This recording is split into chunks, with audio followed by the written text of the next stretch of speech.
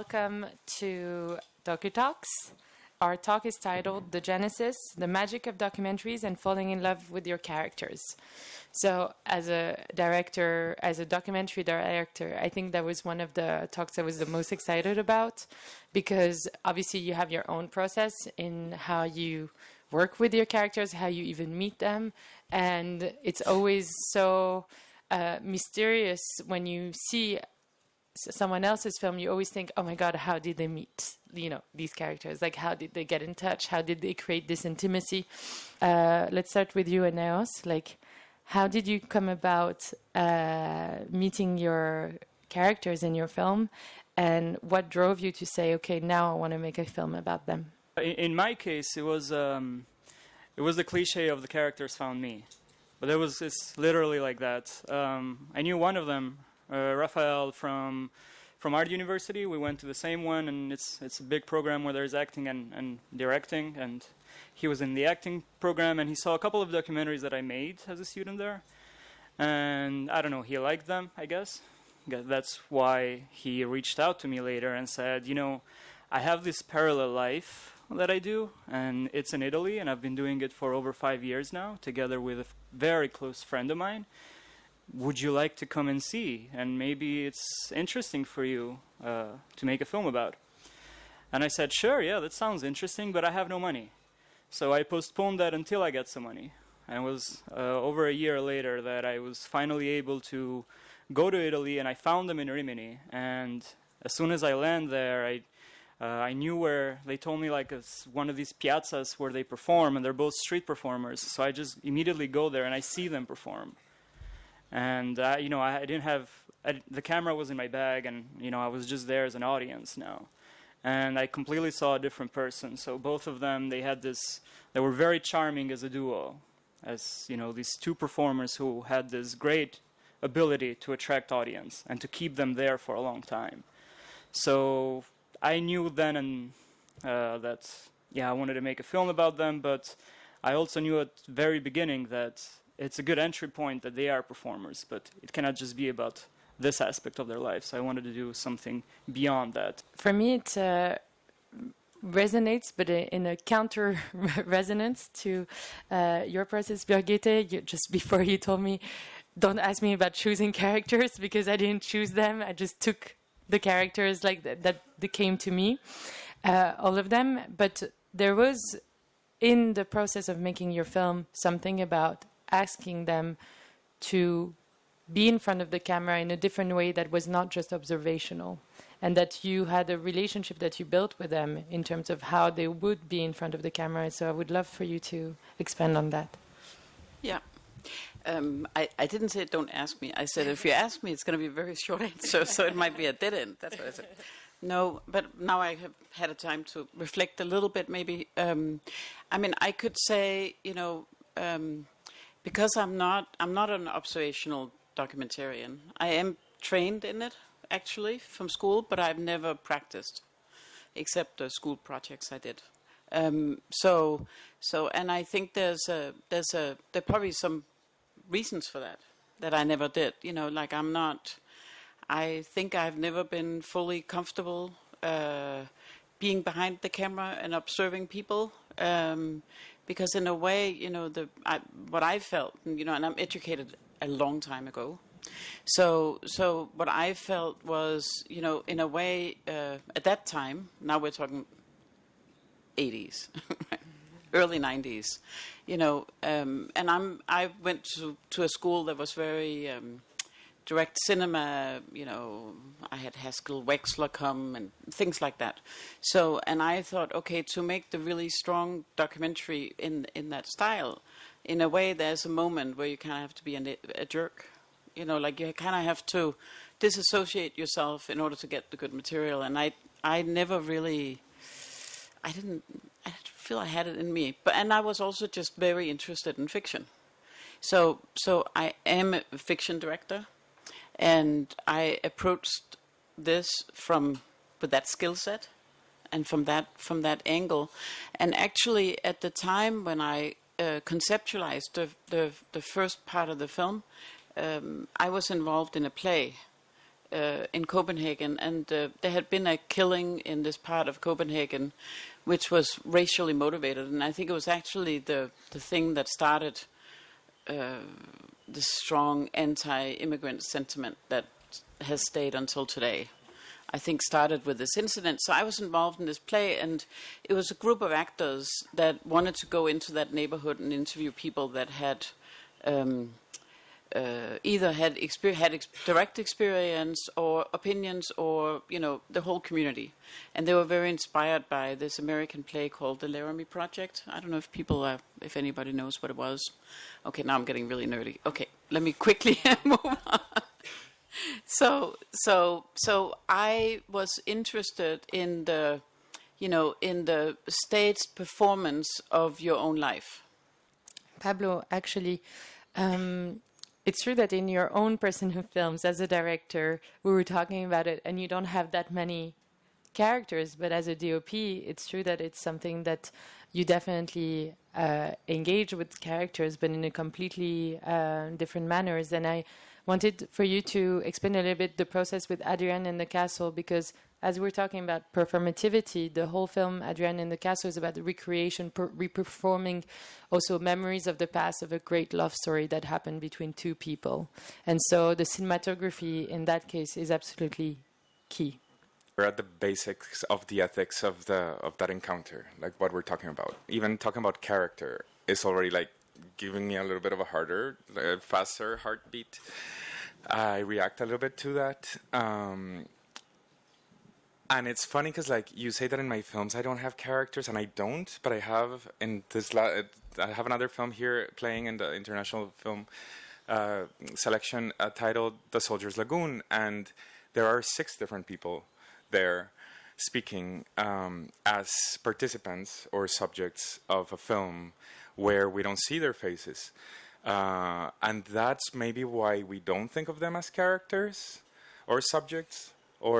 And there's, of course, a strategy to include them in the landscape, in the territory, because that is the point of the film, to like make a counter Humboldt kind of expedition where he went through Latin America erasing humans and focusing on nature. This one is like the counter view of that. So going to that of the I do involve humans in my work, but just like through different gestures and hands. I'm very interested in hands, in breathing, in steps, in footsteps, in creation of different forms, in the objects they make as character study, in a kind of like imprint of like that we're seeing like their imprint in the world. So again, as a camera person, as a person who is involved in the world through sounds and images in a linear form that we call documentaries, then that whole thing of what is the imprint and what is the object and the absence and like that whole space is one that I constantly deal with. That is a very long answer. I'm sorry, I'm very rambling, but that's like literally like the conflict of a camera person. How do we encounter this person who is in front of us and try to not go for our needs reflected on them, which again, it's a thing of characterization and of identification as a strategy for narrative development. I'm an editor too in my third life. I'm a camera person, director, and editor. So that is a strategy that is often of course used and normal. Identification as a strategy and that as a goal. And therefore you need to simplify a bunch of key points throughout the story so that you start approaching this person who becomes a character, but they're not characters, they're people, and how careful you have to be about that, I could just say something to contrast what you just said. Because I think with my film, because it's performative and it's scripted and it's directed, in a way, what I'm realizing when I hear you talk, because I'm not a documentarian, I'm learning as we're sitting here about what is it, what are the dilemmas of doing real documentary. And I think actually, when you move into the performative space, it's necessary you discuss everything before you do it. Because that's the nature of doing something that's performative. You make agreements about every step. You make agreements about what you're going to say. You make agreements about where you're going to stand, how the light is going to be, how the movement is going to be, where the camera will be, what the image is. And we actually were this extreme on the film that I did, is that we had a for the first part of the film, we had a rule which was we can't film anything that happens. So that's in a way what you do when you do documentary. You film things that happen. So we actually had a rule that we were not allowed to film anything that was just going on. We could only film things that were staged. So and I'm just realizing it does mean that the dilemma of doing documentary can be that things can happen as you're filming, that there's a doubt that can arise about whether the person in front of the camera is eventually comfortable with what happened in front of the camera, because you can't see yourself as it's happening. This is the whole dilemma in a way, that you give up control when you're in front of the camera, and if you give it up in a situation that's just transpiring, let's say you're having a conversation with your mother, that can take any which direction, and you can't control the direction, which means that it does leave the person in front of the camera extremely vulnerable, actually. So that's just what made me reflect on that. But Birgit, actually, to go back to what you were saying, that for you it was really a rule that it had to be staged.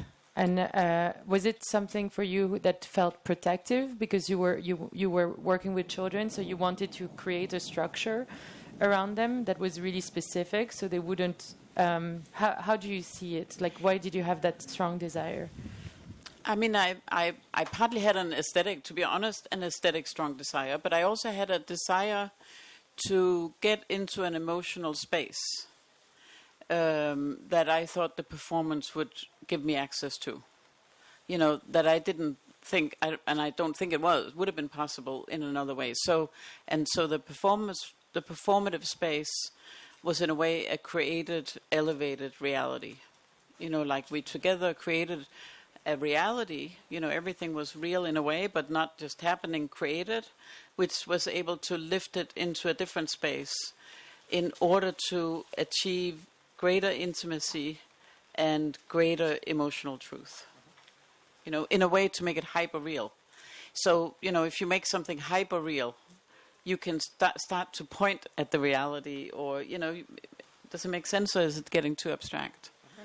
And Eos, for you, you were just mentioning before that you were sort of chosen by your participants or character to go and film them because they're street performance. So that's the nature of who they are and what they do. When you were developing the film, did you ever think that you wanted to engage further with that performance within how you were setting up the film, or did you always think, I want to remain observational with this? Yeah, well, at the time when I started this project, I was 21 or 22 years old, I was just out of film school. And although I think the training in observational documentary, if you were interested in documentary, is a good one, it has its drawbacks. And the drawback for me was exactly this, that I wasn't thinking beyond it, at least not yet. At least not at the moment when I began filming and when I was filming with them.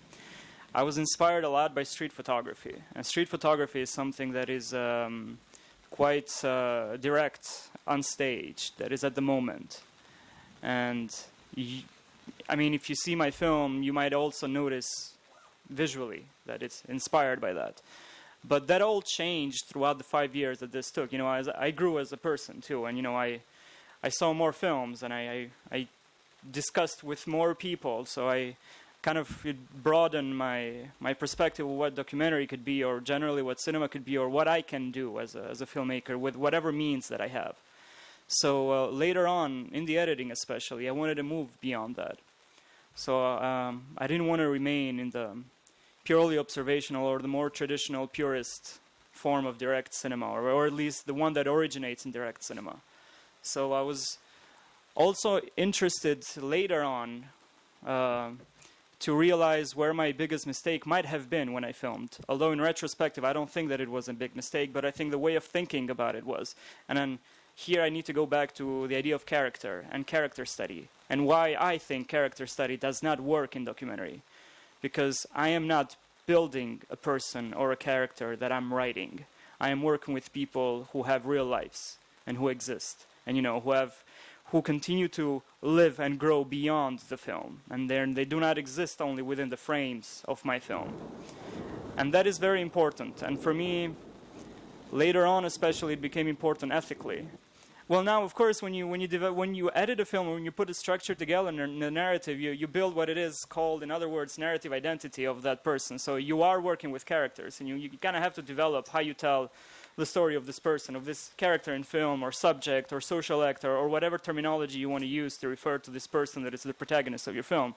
But for me, what later became more important is how to preserve the dignity of these people and the dignity of what they do. Actually, I'm going to finish on this to open up to everyone else. So first of all, thank you so much for staying throughout all this rain.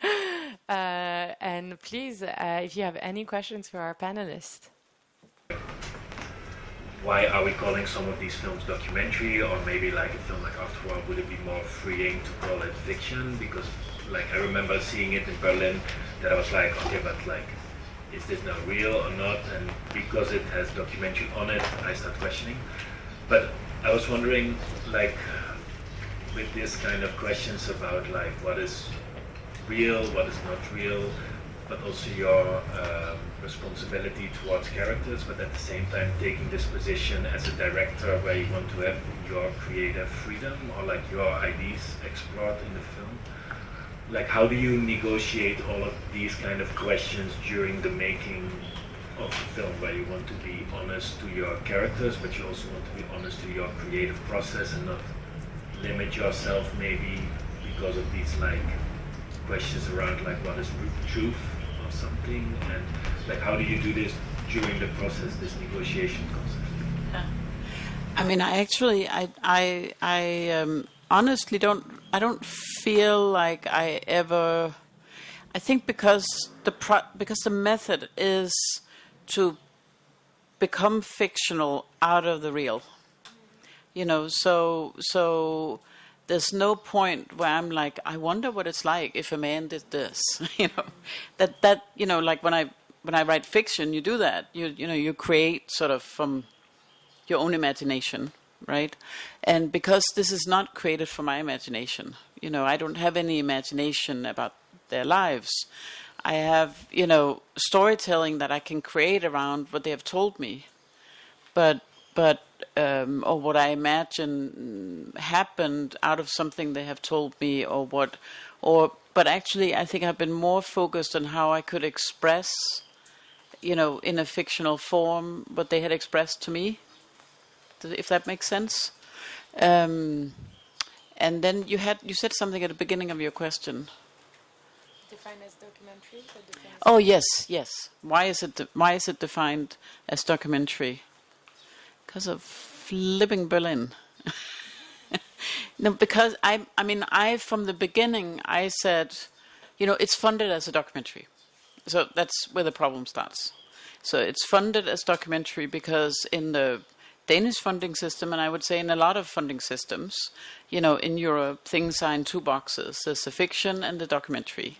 And if you want to work with a process like this, with real people, you have to go to the documentary funding.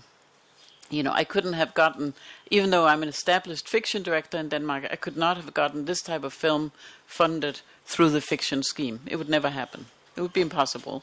So I had to have it funded as a documentary. So now it's resting comfortably in the DFI documentary box. And then when we sent it to Berlin, I actually said, I said to my producer, partly because I'm a fiction director and it feels more truthful, I really want the film to be sent out into the world as a fiction film, or preferably just as a film, but if anything as a fiction film. And I think then there's I think there's an interesting discussion to have from both sides, right? But I thought, well, I'm maybe a little more competent to have it from the fiction side, because that is what I know best. So I said, I would like to have a discussion about how you integrate reality into fiction, and and how you keep fiction attached to reality, which I think is an issue these days. You know, that fiction has detached itself from reality. You know, we watch a lot of things where I'm like, where is the reality? You know, like, who has any experience that's anything like this? Nobody, you know, like, I mean, I can name one thing after another, but, you know, where I'm just like, you know, so I think there's something in the fictional world where we're becoming alienated from our own lives. I think we're in great danger of that right now. So I'm actually quite upset about that. You know, that I think, you know, with the things that we consume, because they're so detached from reality, we are becoming detached from our own problems and our own fate and our own lives. And we're not able to, I think the purpose of fiction is that we can sort of I think there's an existential purpose of fiction. Of course, there's an entertainment thing, fine, but there's an existential, which is that I think the justification, you know, and when you spend, you know, millions on telling a story in film, I feel you have to have some justification for doing this. And I think the justification for me is that that human beings need to be able to look at something that's a bit larger than their life, that may be a bit more dramatic, or goes a little deeper than socially possible in their lives, in order to figure out their own lives, in order to get a greater understanding of their own lives, or in order to get a greater understanding of other people's lives. You know, like our capacity for empathy for other people, I think also grows out of fiction. It's a very important thing. So anyway, to get back, so the film, you know, I said I wanted to come out as a fiction film because I think, you know, from both sides there's an interesting discussion, but I knew that with Out of Love there were a lot of, especially American, festivals that got very moralistic about the documentary aspect, and therefore didn't take it. So the short film had great success in Europe, and total rejection in the US, except one festival. So I had that experience, and then people said, well, now it's very different, blah, blah. But I thought, you know, the documentarians are moralistic at the core, you know, and I kind of wanted to, you know, I wasn't so interested in in this moral discussion. I thought it would stand in the way. But Berlin insisted to call it a documentary, and, you know, we protested and said, can we just call it a film? We've called it a drama. And they said it's programmed as a documentary, you know. So I don't know what that means, but it was programmed as a documentary. And the Danish Film Institute lists it as a documentary. So I have at this point given up, and I probably shouldn't have tried. I've given up, and I'm just like, okay, let's call it a documentary, you know, but I, you know, and maybe we can then debate how much of a documentary it is. I was wondering, I mean, you have touched on this, but maybe just a further elaboration on how you approach your communities as outsiders, so to speak, and whether you're conscious of that throughout the filmmaking process, and what steps you take with this awareness of the role that you have. So as a filmmaker, I'm very focused these days on Colombian films, and I'm Colombian, but I feel as foreign as I would as any other country if I was making a portrait or on any of these relationships with any other place, and the complications of the historical baggage of each place within Colombia and the regions that I'm going to are way beyond my experience. And I think I treat it in the same way as I would with a foreign relationship. And I think there's, of course, like the humanity of all this, like the human like encounter, but the respect for the local politics and the history of it. I think that it's at the basis of maybe how I work. Yeah, I'll say that. See you later, everyone. Thank you so much.